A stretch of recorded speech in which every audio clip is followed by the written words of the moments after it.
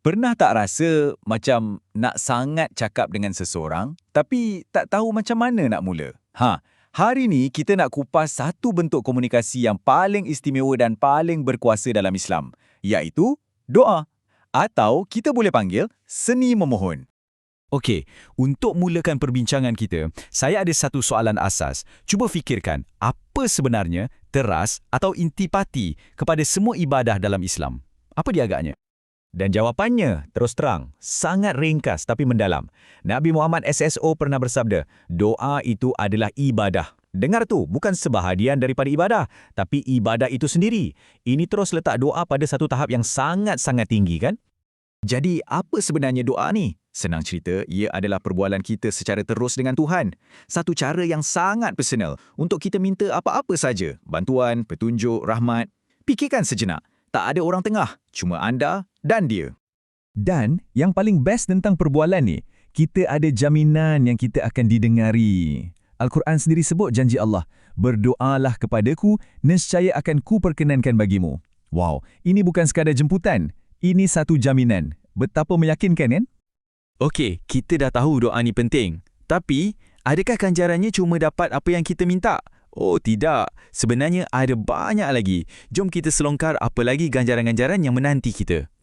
Antara ganjaran yang paling indah sekali ialah kita dapat kasih sayang dan rahmat Allah. Cuba bayangkan, bila kita berdoa, kita sebenarnya tengah tunjukkan yang kita ni bergantung pada dia. Dan perbuatan tu sendiri, itulah yang mendekatkan kita dengannya.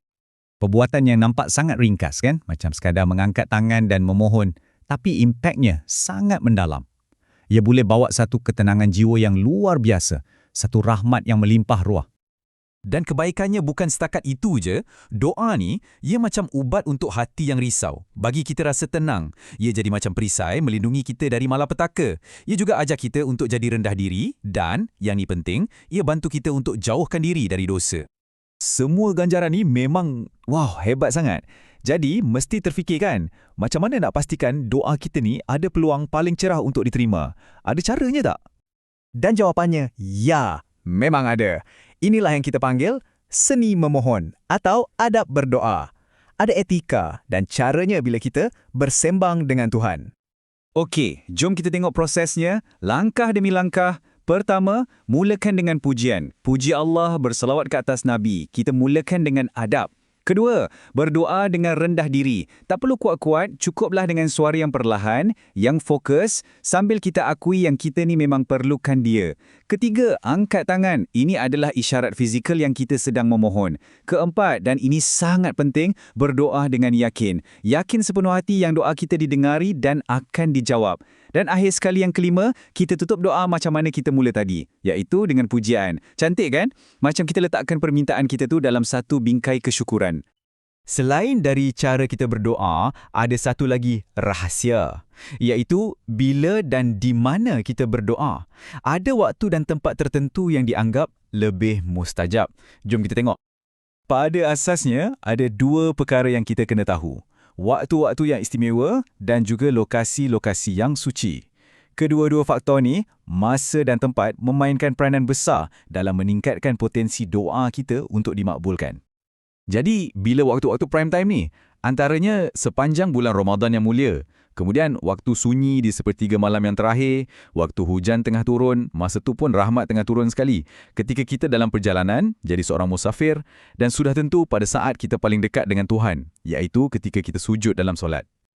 Kalau dari segi tempat pula, mana agaknya? Mestilah tempat-tempat yang paling suci. Kita bercakap tentang Masjidil Haram di Mekah, Masjid Nabawi di Madinah. Lagi dekat dengan Kaabah, lagi istimewa. Dan semestinya, semasa kita menunaikan ibadah haji, di tempat-tempat penting macam Arafah, Muzdalifah dan Mina. Baiklah, sekarang kita masuk satu bahagian yang pada saya sangat menarik. Tahu tak, ada golongan-golongan tertentu yang doa mereka ni ada laluan khas, lebih mudah dimakbulkan. Siapa agaknya mereka ni? Sebenarnya ada beberapa kumpulan orang yang doa mereka ni mempunyai satu berat yang istimewa di sisi Tuhan. Jom kita senaraikan siapa mereka. Pertama, doa orang yang dizalimi. Dikatakan doa mereka ni tiada penghalang. Kemudian, doa orang yang sedang bermusafir. Doa seorang ibu atau bapa untuk anak mereka. Doa orang yang berpuasa, sehinggalah dia berbuka.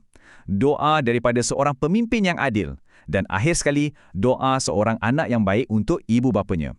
Kalau kita perhatikan senarai ini, kita nampak betapa Allah sangat menitik beratkan soal keadilan, hubungan kekeluargaan dan ketulusan hati.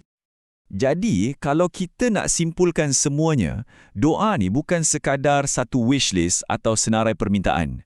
Ia jauh lebih dari itu. Ia satu perbualan yang tak pernah putus. Ia adalah bentuk ibadah yang paling murni. Dan ia adalah talian terus kita kepada Tuhan. Satu talian yang sentiasa ada 24/7 untuk kita. Penerangan kita hari ini jelas menunjukkan yang doa ni adalah talian terus kita kepadanya. Sentiasa ada, sentiasa tersedia. Jadi, soalan terakhir untuk kita sama-sama renungkan, bagaimana agaknya rupa perbualan itu dalam hidup anda sendiri?